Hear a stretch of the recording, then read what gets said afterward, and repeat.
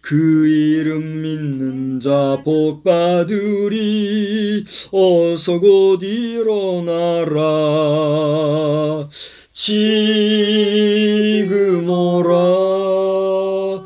지금 오라. 자비한 주께로 지금 곧 나오라. 하나님의 돌보아 주시고 또 함께 해주시는 은혜가 날마다 때마다 시마다 여러분과 함께 하시기를 바랍니다. 또 이렇게 예배 전에 갑작스러운 환자 소식에 여러분 마음이 분주할 줄 압니다. 만서도 이 시간에 또 우리가 그렇게 분주한 시간이지만 시간을 집중하고 쪼개고 모아서 하나님 앞에 한 시간이라도 기도하면서 모든 일을 감당해 나갈 때에 하나님의 도우심이 여러분과 함께 하시기를 주님의 이름으로 축복합니다. 오늘 저는 디모데전서 2장의 말씀을 가지고 모든 사람을 위한 하나님의 대속, 이런 제목으로 말씀을 전하고자 합니다. 우리 한번 다 따라서 합시다. 모든 사람을 위한 하나님의 대속. 그래서 하나님의 대속이라 하는 것은 하나님의 대속하심, 하나님께서 대신해서 속량해 주신다. 속량이라는 말은 이미 말씀을 드렸죠. 구속이나 구원과 같은 의미다. 예수님이 십자가에 돌아가심으로써 우리 인간의 모든 죄악을 담당해 주시고자 하신 그 구속의 사건, 속량인데, 이러한 구속 사건은 하나님의 대신하여 구속해 주시는 은혜다, 이런 내용이에요. 그래서 모든 사람을 위한 하나님의 대속, 이런 제목으로 말씀을 전하고자 하는데, 대체로 디모데전서 여기 본문의 내용은 여러분 가진 성경에 보면 기도에 대한 가르침, 이런 제목으로 거기 그렇게 되어 있죠. 그렇게 설명이 되어 있는 내용이기 까닭에 기도하는 내용, 또 기도의 이유, 기도의 대상, 기도의 목적, 기도의 까닭, 뭐 이런 내용을 주로 다루고 있다, 이렇게 보아도 틀림이 없을 것입니다. 실제로 오늘 여기 1절을 보면 간구와 기도와 도구와 감사를 하되 하면서 2절에 보면 임금들과 높은 지위에 있는 모든 사람을 위해서 해라, 이런 얘기가 나오고 있죠. 다시 말하면 우리가 하나님의 은혜와 하나님의 베푸시는 평안 가운데서 모든 사람들이 편하게 안정되게 질서 있게 규모 있게 거하기 위해서 세우신 지도자들과 또 높은 데 있는 사람들을 위해서 기도하는 것은 너희 자신을 위해서 평안한 생활을 위함이다 하는 그런 내용을 오늘 본문에서 바울사도를 통해서 증거해 주고 있는 것, 가르쳐 주고 있는 것을 우리가 볼 수가 있어요. 그런데 오늘 본문에서 우리가 좀 특이하게 주목해 볼 수 있는 것은 뭐냐 하면 2절을 보니까 임금들과 높은 지위에 있는 누구를 위하여? 모든 사람을 위하여 하라, 이렇게 얘기를 하고 있어요.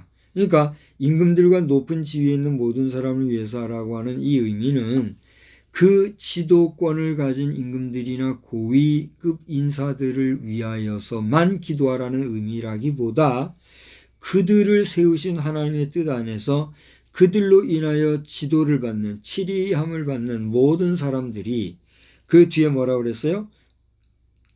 우리가 모든 경건과 단정함과 고요하고 평안한 생활을 하려 하기 때문이다 라고 하는 목적을 분명히 함으로써 너희들의 지도자가 바로 가기 위해서, 너희들의 지도자의 영혼을 위해서 기도해야 할 이유가 있다는 사실을 우리에게 분명히 얘기해 주고 있다는 사실입니다.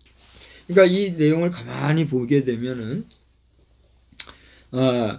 높은 지위에 있는 사람들을 그들의 권위와 권좌와 그 직위를 귀하게 여기고, 그렇기 때문에 그들에게 어떻게 보면 맹종하는 자의 모습으로서 그들이 잘 되기를 위해서 기도하라는 그런 의미로 우리가 보일 수도 있겠어요.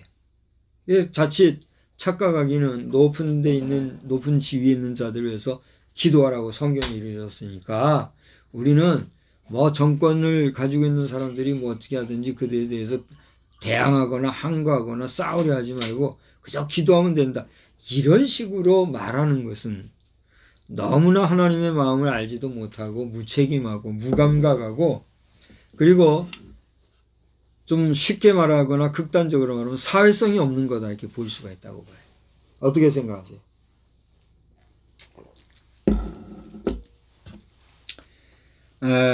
우리나라의 경우는 참 이 좌파다, 진보다, 보수다, 우익이다 하는 이런 말들이 정치적으로 너무 구별되어서 사용되어지고 극단적으로 쓰여지는 용례가 되어서 참 안타깝습니다만은 가만히 보면은 대체로 좀 보수적이다 하는 또 뭐 복음주의다 하는 이런 교회 지도자들이나 우리 모든 성도들이 하는 말은 성경에 위에 있는 자들을 위해서 기도하라고 했으니 우리는 기도만 하면 된다 이렇게 얘기하잖아요. 근데 그것이 하나님의 뜻일까? 사실 해설을 보게 되면 우리가 그들을 위해서 기도하는 이유는 결국은 뭐예요? 우리가 고요하고 평안한 생활을 하려 하기 때문이다. 뭐 이렇게 얘기가 되고 있으니까 그 말이 가만히 들어보면 맞는 것 같아요. 그죠? 그런데 오늘 바울 사도를 통하여서 디모데에게 이런 얘기를 하고 있는 것은 지금까지 얘기했던 것처럼 단순히 고위직에 있는 자들의 안위와 안녕을 위해서 저들이 어떻게 됐든지 간에 뭐 잘하든 잘못하든 항거하지 말고 기도하라 이런 의미가 아니죠. 그건 뭘까요? 저들이 믿는 자여든 더 잘 믿는 믿음으로 하게 일하게 기도할 것이요. 믿지 아니하는 자들이면 저들도 믿고 구원받을 수 있는 백성이 되기 위해서 기도하라 이런 의미이지 정치적으로 맹목적으로 순응하라고 하는 그런 의미는 아니다. 이렇게 우리가 읽어야 할 것으로 믿습니다.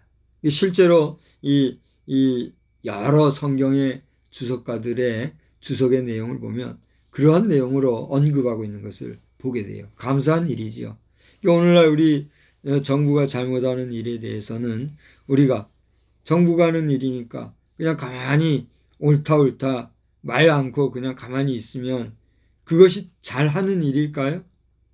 언젠가 말씀을 이 자리에서 드린 적이 있습니다마는 배부른 돼지가 되느니 배고픈 소크라테스가 되겠다 하는 말도 있고 또 그 소크라테스가 악법도 법이다 하면서 죽어갔다 하는 말도 있다라고 하는 말씀을 드리면서 그러면 악법도 법이기 때문에 죽는 것이 철학적인 정서라고 하면 오늘 이 시대에 와서도 우리는 그렇게 소크라테스와 같이 죽어가는 것이 능사이냐 물으면서 악법은 어떻게 해야 된다 그랬어요. 그렇습니다. 악법은 분명히 악법에 불과하고 악법에 다름없는데 그것을 철학적인 자기 주장과 고집으로 거기서 그 법에 의해서 죽는다고 하는 것은 미련하는 것이죠. 어떻게 보세요? 그렇지 않습니까? 그러므로 오늘 우리가 이 말씀을 읽을 때 지금까지 누가 뭐라고 말해왔더니 우리가 위에 있는 권세를 위해서 기도하라고 하는 의미는 그 세력의 적당주의로 야합해가지고 그들의 불의에 대해서도 말하지 못하고 가만히 있으라는 의미가 아니라 저들도 구원함을 받아 하나님의 백성이 되게 하여 주옵소서라고 기도할 것이며 불의에 대해서는 어떻게 하라는 얘기예요? 말하고 항거할 수 있어야 된다는 것이죠. 그렇지 않습니까? 여러분 우리 오늘날 개신교 기독교를 다른 말로 뭐라 그럽니까? 프로테스탄트라고 그러죠. 프로테스탄트란 말이 뭐예요? 항거한다, 저항한다 그런 의미 아닙니까? 분명히 하나님께서 주의 종들, 사제들이라고 그러죠. 사제들에게 말씀을 주셨고 그 말씀으로 성도들을 치료하게 하셨으나 그것을 잘못 사용해 가지고 하나님의 말씀을 거역하거나 또 잘못해 나가 가지고 면죄부를 만들어서 구원론을 흐리는 이런 일이 있었을 때 누구를 세워서 항거하게 하셨어요? 그렇습니다. 마틴 루터뿐만이 아니죠. 사실은 쯔빙글리라든가 또 칼빈도 거기에 들어가죠. 또 뭐 여러 종교 개혁자들을 위해서 항거하고 바로 서기 위해서 오직 말씀으로 솔라 스크립추라 그죠? 그렇게 하면서 했던 것이 우리 프로테스탄트 개신교 기독교 전통 아닙니까?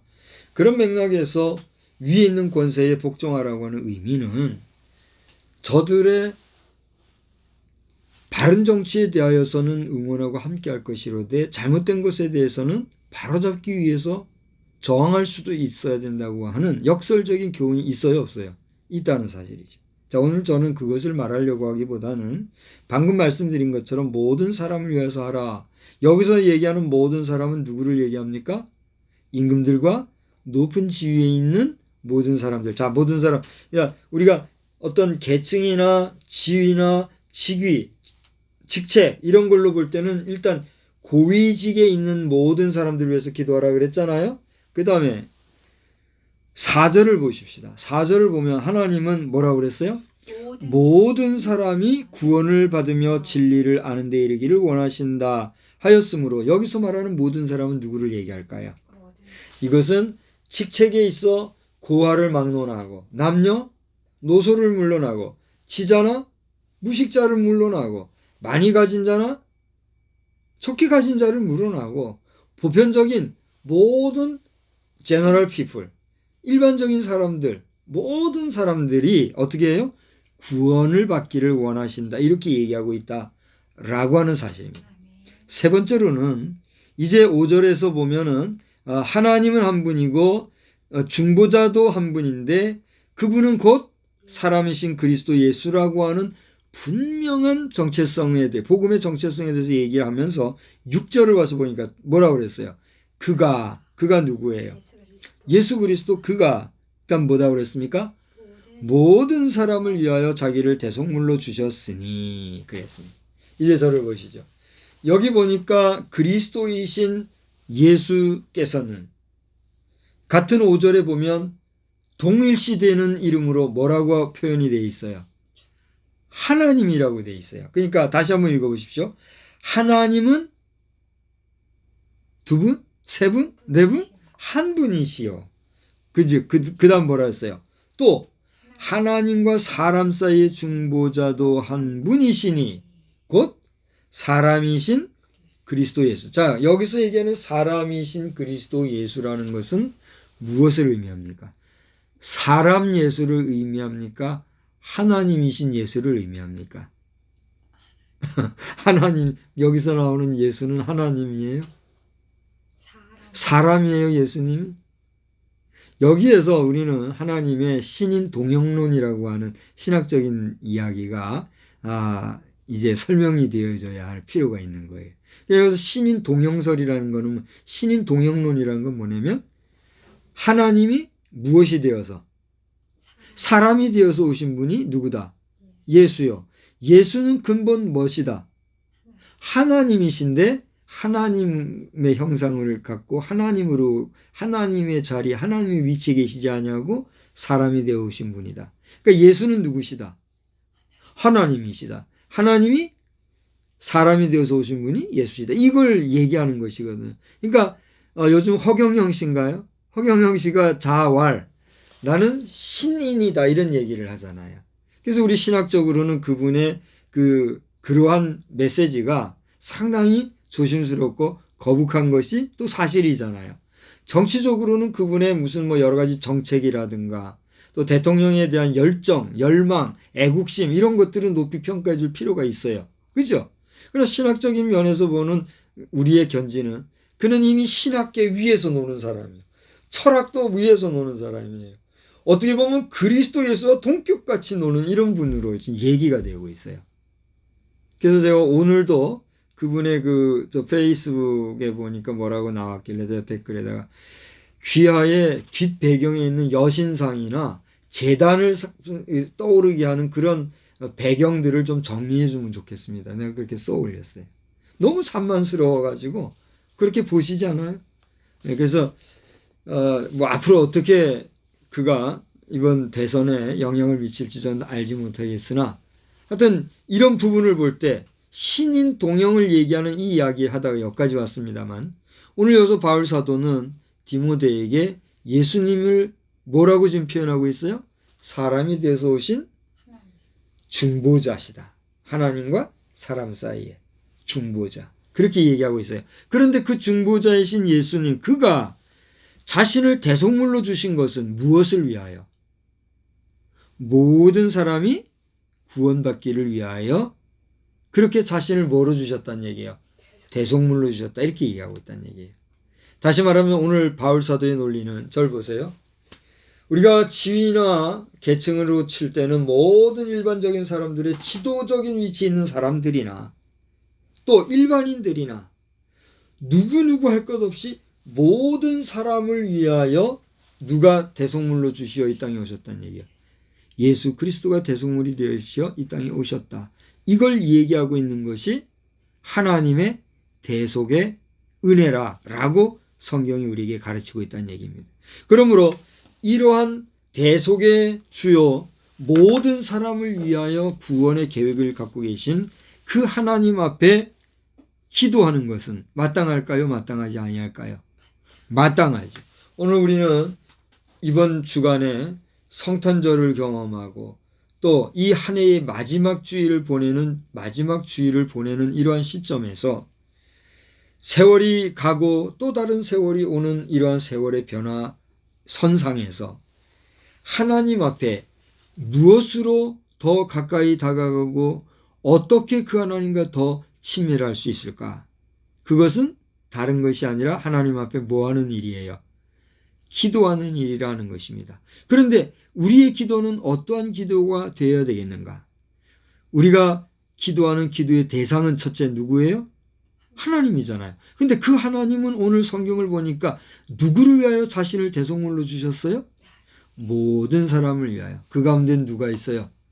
그렇죠. 모든 사람들 중에 가장 중요한 나, 여러분 한 분 한 분을 위하여 하나님 자신이 대속물이 되어주셨다는 사실을 우리가 기억하시면서 나를 위해 모든 인생을 위해 대속물로 오신 주 예수 그리스도의 이름으로 우리가 기도하고 특별히 위에 있는 모든 지도적 권위를 가진 오늘 성경을 보니까 임금들과 높은 지위에 있는 모든 사람들 이렇게 표현하고 있으므로 이러한 내용을 볼 때에 오늘 우리는 다시 한번 우리나라의 형편이나 전 세계에 되어지는 일들을 보면서 더 많이 기도하고자 하는 그런 기도의 사명을 불일듯 태우시는 그런 복된 한 주간 되기를 주의 이름으로 부탁을 드립니다. 오늘 제가 그동안도 여러 가지 채널을 통해서 그 중요한 점을 제가 이렇게 느끼고 알고 있었지만은 오늘도 어떤 뉴스를 이렇게 영상을 보니까 지금 우리나라의 미국 대사가 아직 정해지지 않았잖아요. 먼저 그 해군 출신 사성대장 출신으로서 일본계 그 대사가 있었잖아요. 그럼 이름을 또 잊어먹어서 얼굴은 떠오르네? 누구요?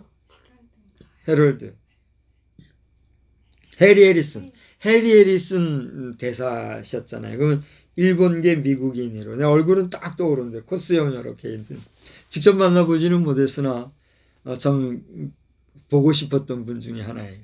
근데 이제 그분 이후에 신임 미국 대사가 아직 세워지지 않았잖아요. 이거는 우리가 한국과 미국 관계에 있어서 상당히 중요한 문제거든요. 왜냐하면 미국 대사가 이 자리에 있다는 건 누구를 대신하는 거예요? 미국 대통령을 대신하는 거거든요. 그런 상징적인 인물이 없다는 것은 지금 한국과 미국이 대화가 되고 있다는 거예요? 안 되고 있다는 거예요? 안 되고 있다는 걸 분명히 얘기해주고 있거든요. 그러니까 이제 국제정치 분야에서는 이렇게 대사가 없는 우리 대한민국. 거기다가 우리 대통령 선거에 있어서도 지금 현재 대통령 이후에 새로운 대통령이 선출됨에 있어서 지금 얼마나 우리나라가 어지럽습니까? 그렇죠. 자, 이런 모습을 보면서 오늘 우리는 이제 2021년도를 보내고 또 2022년도를 맞이하는 이러한 중요한 시점에 있는데 잠시 후면은 2개월 며칠, 이제 3개월도 안 남았잖아요. 3월 9일인가요? 대통령 선거 아마 3월 9일일 거예요. 3월 9일이라 하더라도 벌써 이제 3개월이 안 남았잖아요. 2개월 며칠이면은 새로운 대통령을 뽑게 되는데 이러한 때에 우리가 나라를 위해서 또 지도자 선출을 위해서 기도하지 않을 수 있어요, 없어요? 없단 말이죠. 그런 면에서 오늘 이 말씀을 바라보면서 첫째로는 모든 사람을 대속해 주러 오신 하나님의 대속